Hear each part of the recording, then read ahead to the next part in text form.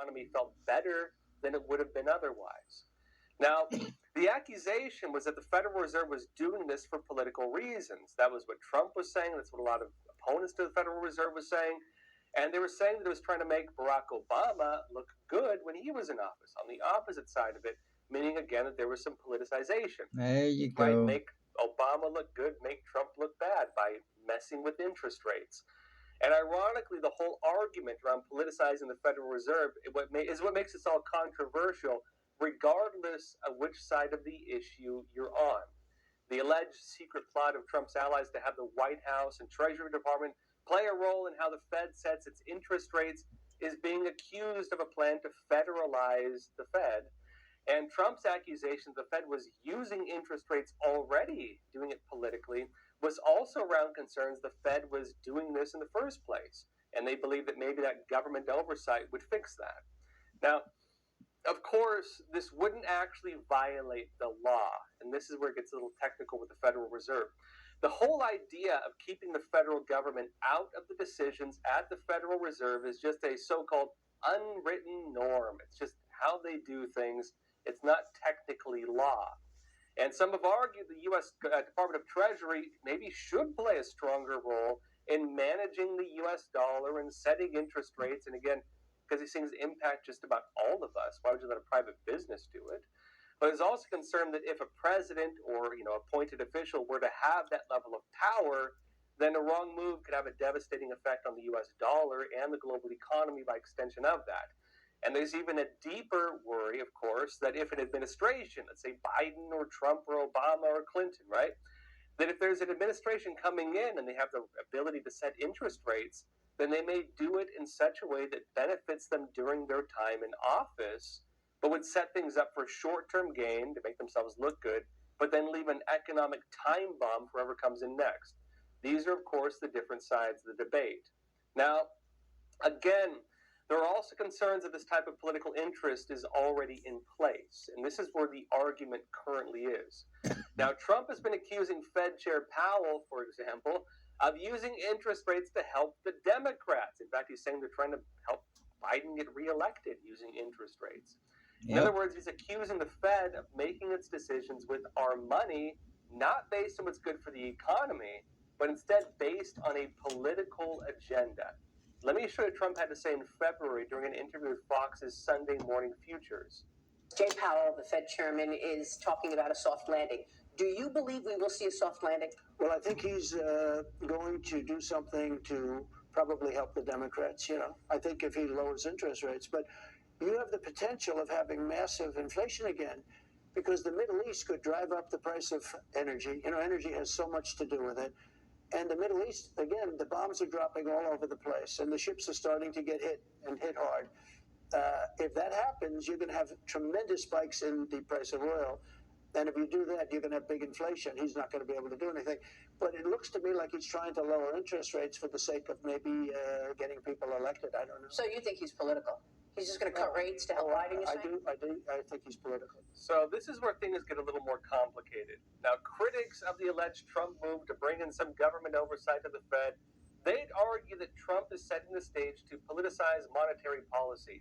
And on Trump's side, the argument is that the Fed is, again, already doing this, that they're already acting in partisan interests, and that bringing in government oversight would help ensure the Fed is not messing with our money to achieve some kind of political goal. You ever wake up and realize your life has no purpose? Welcome back. Now we're talking about the Federal Reserve, which is neither federal nor reserve. Former President Donald Trump is being accused of plotting a takeover of the Fed, according to the Wall Street Journal. Now, critics of the alleged Trump move bring in some, of course, government oversight to the Fed, and they'd argue that Trump is setting the stage to politicize monetary policy. Now, on Trump's side, the argument is that the Fed, again, is already doing this. They're already acting in political interest, and that they're arguing, of course, it's not clear whether Trump is directly involved in this or whether it's just people, of course, trying to write some of the agendas. But they argue that maybe bringing in government oversight would help ensure the Fed is not messing with our money to achieve some kind of partisan agenda. Now, There have been some findings that back the concerns that Trump raised. Last month, for example, O'Keefe Media Group, OMG, they published a secret recording of a principal economist at the Federal Reserve saying that the Fed is, in fact, using its powers to push political and social agendas. Watch. When Trump was president, he wanted to stimulate the economy. Right. But he wouldn't do it. And he started raising interest rates, doing the opposite that Trump wanted. So, I mean, so the feeling is this, that, like, we don't want Trump to be in government. Right. Aurel Heasmo, principal economist for the Federal Reserve, says Jerome Powell wants to go down in history as someone who, quote, held the line against Donald Trump, unquote. He's doing it for the legacy. He wants to be remembered in history as somebody who held the line against like Trump. Yeah, he doesn't have a job anymore. So he wants to preserve his legacy as someone, even though he's Republican on paper, Democrats don't want him. Yeah, because he's responsive. I mean, like under Powell, the Fed has changed to think about equity issues, like racial issues, think about wealth inequality. It's part of the mandate. It's part of the things we're following. Think about climate change. So, at least according to this member of the Federal Reserve Board, when Trump was president, he wanted to stimulate the economy, but Fed Chair Powell wouldn't do it. Now, in fact, Powell did oppose, did the opposite, they say, by raising interest rates, which, as I noted earlier, had the effect of eating away at the benefits that Americans may have felt under Trump's economy otherwise. And usually that policy gets passed off as the Fed trying to keep the economy steady, right? They'll claim that they want the economy and the dollar to be stable. They don't want the values to be going up and down all the time, which would, of course, cause shockwaves in the global market, given that the U.S. dollar is the world reserve currency. Now, debatably, those shockwaves are happening anyway, in fact, due to inflation and some of the current policies, ironically, the Fed, and also just big government spending at play. But the undercover video changes the narrative quite a bit. Now, there's the allegation the Fed was intentionally messing with interest rates to hold the line against Donald Trump. Now, the Federal Reserve principal economist in that video, he denied his statements afterwards when James O'Keefe questioned him about it. But there's also the other side of this. Now, the claim that Fed Chair Powell wanted to be remembered as having held the line against Trump could also be interpreted as Powell having resisted pressure from Trump to change monetary policy. And that's the other side of the argument, right? Now, you might remember in 2019 when Trump was pushing the Federal Reserve to bring interest rates to zero, which, again, they had it like that under Obama, and there were rumors that he would eventually try to fire Fed Chair Powell. This is what Donald Trump wrote on social media. This is him on Twitter at the time in September of 2019. Donald Trump wrote, quote, "The Federal Reserve should get our interest rates down to zero or less, and we should then start to refinance our debt. Interest cost could be brought way down, while at the same time substantially lengthening the term. We have the great currency, power, and balance sheet." He said the USA should always be paying the lowest rate, no inflation. It is only the naivety of Jay Powell and the Federal Reserve that doesn't allow us to do what other countries are already doing. A once-in-a-lifetime opportunity that we are missing because of boneheads, Trump said. Now, look, of course, the context was similar at that time. I agree with him. Kind of similar to what it is right now. Basically, at the time, Trump was also accusing the Fed of acting politically. And critics of Trump were accusing Trump of trying to politically influence the Fed. So both sides kind of accused the other of the same thing. So they But some of impeached Powell's him financial twice. decisions since then are actually coming under scrutiny.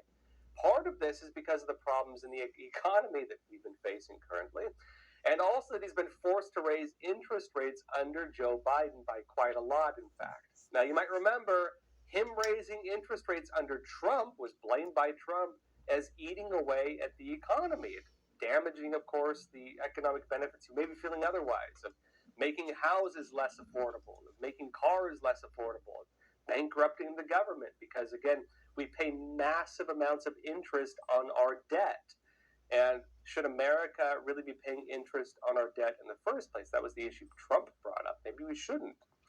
But he said the Fed, now under Obama, did the opposite. Under Barack Obama, they kept interest rates around zero, which helped the Obama's economy. So, Powell raising interest rates under Biden now to try to stave off serious economic problems has been painted in a very similar light. Now, some even turn the blame on Trump, in fact. There's suggestion that Powell should have raised rates more, but that Trump's pressure kept him from doing that.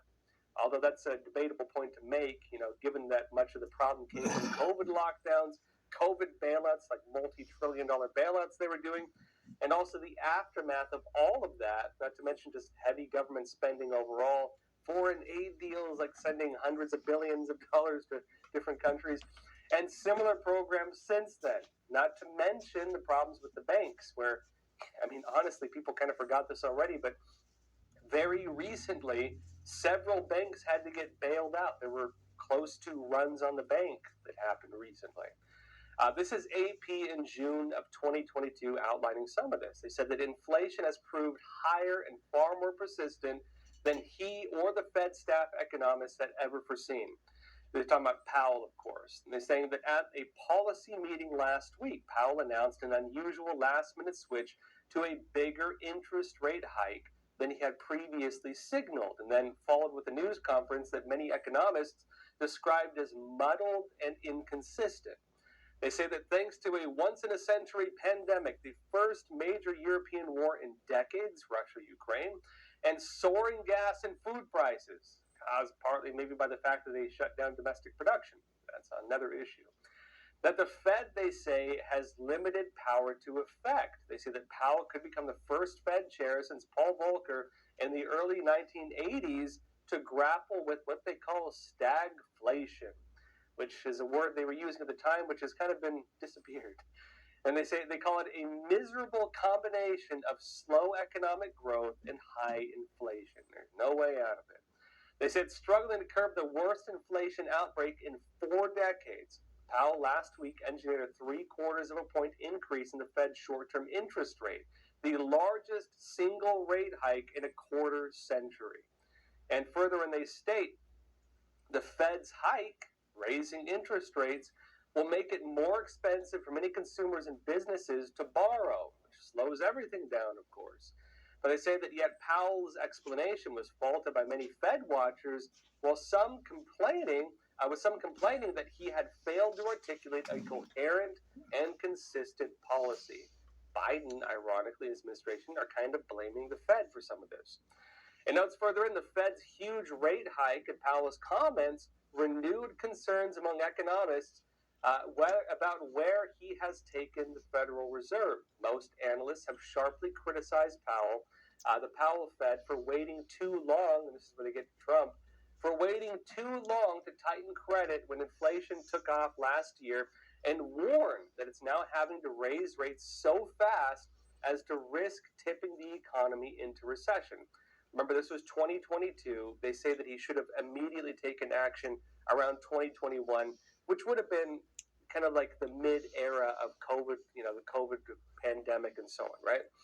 Now, aside from the fallout of COVID, though, there's also just the reality of government spending and growing national debt overall. And not to mention interest rates on that debt, which we're paying more in interest rates than we are on our military currently. I'll be talking about this, though, only on Epic TV, our uncensored streaming platform. Before we jump, though, my new documentary, Weapons of Mass Migration, is out this Thursday, not Friday. It's Thursday, May 9th. And now in it, I'm going to expose how the open border policies actually work, because this is something that's been left off the table for a lot of us. Now, I'm sure a lot of you have seen the videos, for example, of illegal immigrants being released on buses. They're these big white buses, and you see people with face masks just pouring off of them onto the streets of the United States. We know it's happening. We know that, for example, people are being dropped off on buses at these different migrant shelters. There's videos of them in New York and videos of them in Chicago and videos of them in probably whatever state you're living in. This is something we're watching take place. But if you ask, well, who are the bus companies? Who is running the migrant shelters? Who is facilitating this? How does the system work? You're not going to be given any clear answers on this. And if you turn on the TV and you see these, I'm sure everybody's seen them by now, You see these migrant caravans, this long line of people, shoulder to shoulder, marching down these wide open roads, allegedly heading to the United States. People might wonder, what is actually happening? How are these things starting? Who's facilitating them? Are they getting money? We've heard about it. What is the process? I set out to find the answers to these questions. I went down to Panama, I went into Mexico, I went, of course, to Texas and the border and California and the border.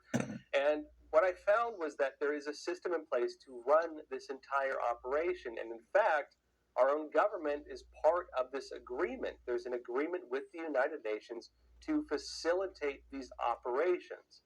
I don't know why the American people are not being told this. I don't know why it's not being announced more clearly. I don't know why people are being kept in the dark about it, and in fact are being told the opposite, that they're blaming Texas for busing people. We've been misled, frankly, and we're not having a proper discussion over the real cause of this issue. We're not being told that our own tax dollars are paying for it, which they are. Now, this documentary is extremely important. You'll see it on Thursday, again, 8:30 p.m. Eastern Time. That's May 9th, and that's going to be only on EpicTV.com. This documentary, I believe, can change our discussion on what's really going on with illegal mass migration. Now, you can find more about the documentary by clicking the link in the description below or in the live chat, and it's going to be groundbreaking. I'm not just exaggerating either. Let me show you the trailer before we jump. An unrelenting stream of immigration. Non-stop. According to statistics, around 7.2 million illegal immigrants entered the United States under President Joe Biden alone. They have United Nations facilities here, and the people pushing this are leading people to their death. To what extent is the United Nations facilitating the border crisis? They're being overridden by international powers. We are not authorized to talk. It is a humanitarian business now. And they said, oh yeah, these are the debit cards. We're giving these debit cards to immigrants. Why all the cloak and dagger? Why are we being so stealthy about this? Some of these people have gone on record and publicly talked about this, people close to Barack Obama. It's 12 million people on the path to citizenship and eventually voters. I've been researching, of course, what's happening, but I want to know why it's happening.